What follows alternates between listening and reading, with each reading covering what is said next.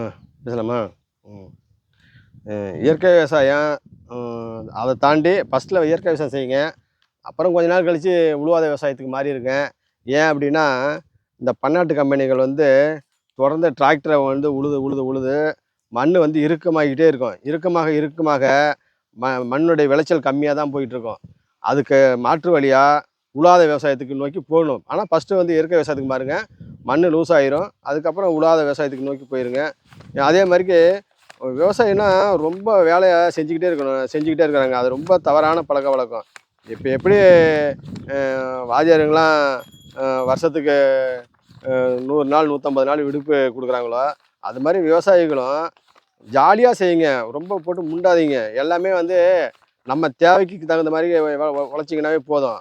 மற்றவங்கள மாதிரிக்கு நீங்களும் வந்து ஒரு பேங்க் மேனேஜருக்கு ஈக்குவலாக நீங்களும் வாழணும், நீங்களா இருக்கணும் அப்படின்னு நினச்சிங்கன்னா, நீங்களும் அப்புறம் சிரமப்பட்டு தான் ஆகணும். அவங்க எப்படி நோயோடு இருக்காங்களோ அதுமாதிரி நீங்களும் நோயோடு தான் இருக்கணும். ரொம்ப சிரமப்படாதீங்க. உங்களுக்கு தேவைக்கு தகுந்த மாதிரி உழைங்க. போதும், நமக்கு 2 மாடு இருந்தால் போதும். அதன் மூலிமா எல்லாமே பைசாவாக மாற்றுங்க. நேரடியாக மக்கள்கிட்ட நீங்கள் கொடுங்க. பால்னா நேரடியாக பால் பண்ணையில் ஊற்றாத, நீங்கள் நேரடியாக வந்து நேராக மக்களுக்கு போய் கொடுங்க. அப்போ அதன் மூலிமா உங்களுக்கு ஒரு லிட்டருக்கு ரூ. 5 ரூ. 10 கிடைக்கும்.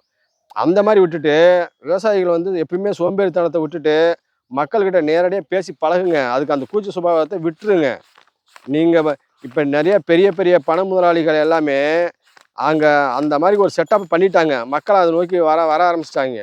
ஆனால் நீங்கள் என்ன செய்யணும், நேரடியாக மக்கள்கிட்ட போய் சந்தித்து மக்கள்கிட்ட உங்கள் பொருளை நேரடியாக சந்தைப்படுத்துங்க. நேரடியாக சந்தைப்படுத்தினா மட்டும்தான் விவசாயிகள் வந்து வாழ்வாதாரத்துக்கு மேன்மை அடையுமே தவிர, அதை விட்டுட்டு வியாபாரிகள்கிட்டையும் சந்தை முதலாளிகள்கிட்டையும் நீங்கள் கொடுத்துட்டு உங்கள் பொருளை கொடுத்துட்டு சொற்பமான வருமானத்தை ஈட்டினீங்கன்னா நீங்கள் உங்களுக்கு லாபம் வரவே வராது.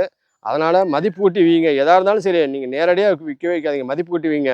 சாதாரணமாக ஒரு பால் வந்து நம்ம நாட்டு மாட்டு பால் 80 ரூபாயிலேருந்து 100 ரூபா வரைக்கும் கொடுக்குறோம்.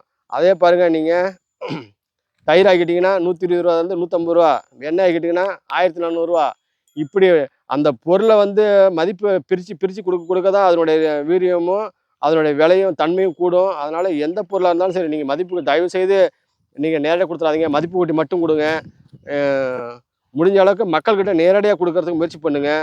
வியாபாரிகள்கிட்ட ரொம்ப ஓவராக போய் நீங்கள் கெஞ்சாதீங்க, இந்த பொருளை வச்சுக்கிங்கன்னு. அதுக்கு காட்டிலே இருந்தால் கூட நமக்கு நிம்மதியாக இருக்கும். அவங்க பாருங்கள், ரூ. 1 2 வாங்கி அவங்க 8 ரூபா 10 ரூபாய்க்கு விற்கிறாங்க. ஆனால் இந்த தன்மை மாறணும் அப்படின்னா நீங்கள் வந்து ஒரு குழுவாக செயல்படுங்க. மற்றவங்களோட மற்ற உழவர்களோடையோ உங்களுடைய சுற்று வட்டாரத்தில் இருக்கிறவங்களோட இணக்கமாக இருங்க. அதன் மூலிமா உங்களுடைய பொருள் வந்து நேரடியாக மக்களை சென்றடையும். இன்றைக்கி உங்கள் பொருளை ருசி பார்த்துட்டாங்கன்னா இன்னும் 10 வருஷம் ஆனாலும் உங்களை விட மாட்டாங்க. அதுக்கு உண்டான சூழ்நிலை இங்கே இருக்குது. நாம் ஆரோக்கியமாக வாழ்கிறதுக்கு நம்ம உதவி புரிகிறோம்.